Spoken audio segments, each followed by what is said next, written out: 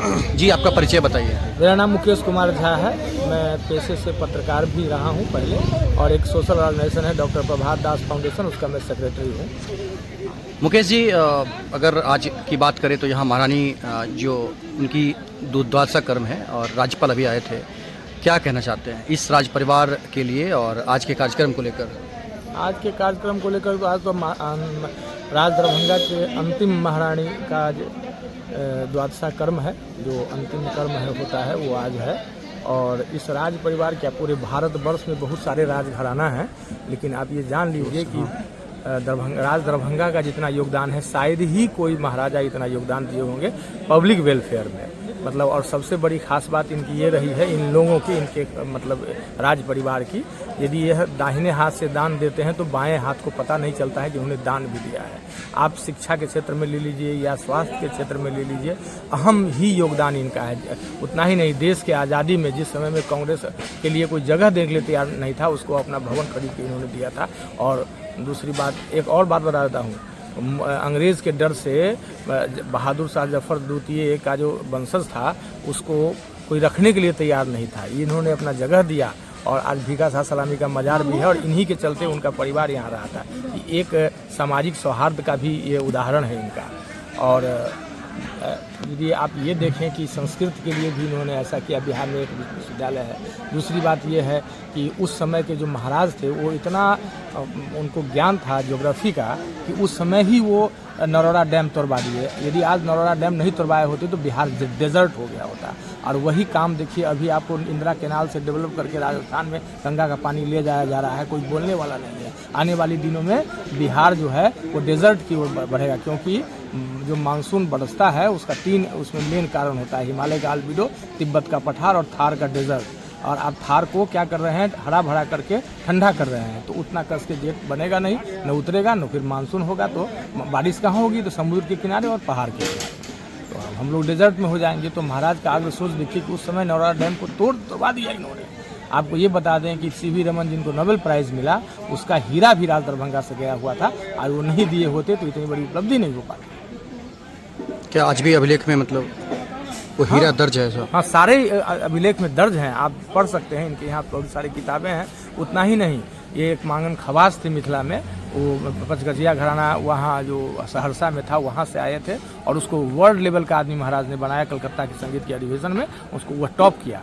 जो महाराज, उसको लोग आज सामंतवादी नहीं थे, एकदम से जनरल लोगों के लिए काम करते थे। जिस समय अंग्रेजी शिक्षा की बात आई पहली बार तो इन्होंने राज हाई स्कूल खुलवा दिया, और लेडीज़ शिक्षा की बात आई तो माँ काली पाठशाला का काम करवाया इन्होंने। बहुत सारा काम है, अब कितना गनाइएगा। जैसे दरभंगा एयरपोर्ट के बारे में आप देख लीजिए, एयरपोर्ट इन्हीं का बनवाया हुआ है। आज उन्हीं उसी एयरपोर्ट पर सरकार ने अपना ये किया है, और वहाँ से अपना विमान, आज जो विमान चालन दरभंगा से हो रहा है सब इनका ही देन है। आप DMCS में चले जाइए, जहाँ भी आप देखिए, वृक्ष का लगवाना हो या जगह जगह पर पानी की व्यवस्था हो, शिक्षा की व्यवस्था हो, सारा कुछ इनका किया हुआ है।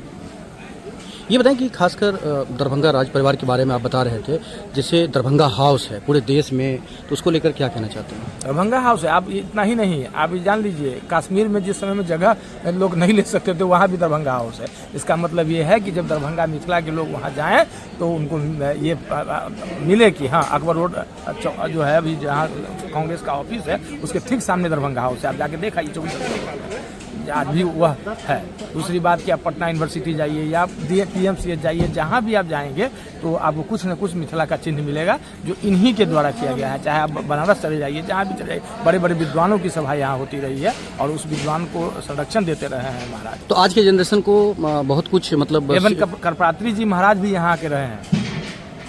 आज के जनरेशन के लिए क्या करना चाहते हैं, ये रिक्वेस्ट करना चाहते हैं महाराज के वंशजों से कि जो अभी कपिलेश्वर सिंह सर हैं, तो उनको कहा, मैंने उनसे ये रिक्वेस्ट है कि यहाँ के युवाओं के लिए जो ब्रेन ड्रेन हो रहा है उनको रोके, यहाँ कुछ करें पहले की जैसे उनका पूर्वज करता रहा है, क्योंकि संस्कृति पीछे से आती है, उस संस्कृति का तो उनमें है कि वो पालन करेंगे।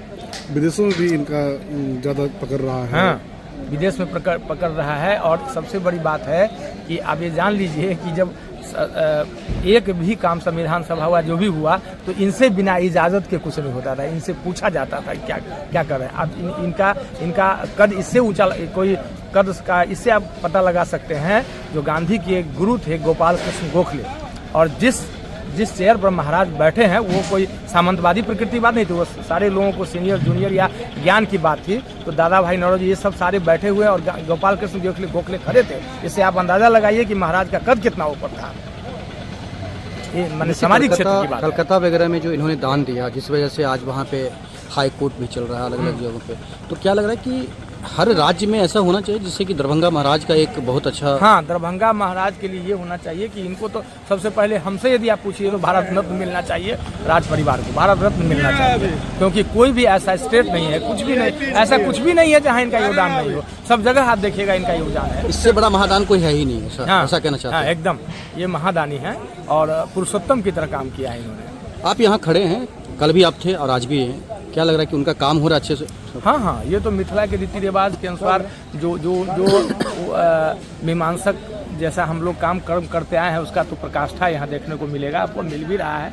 जितने भी व्यंजन बन रहे हैं और जिसका जो उचित कर्म है वो सब किए जा रहे हैं और लोग गमगीन भी हैं। चूँकि अब महारानी गई हैं तो थोड़ा सा लोगों के अंदर ये क्षोभ है कि भाई एक अंतिम महारानी को हमने लॉस किया है। ठीक है, धन्यवाद आपका।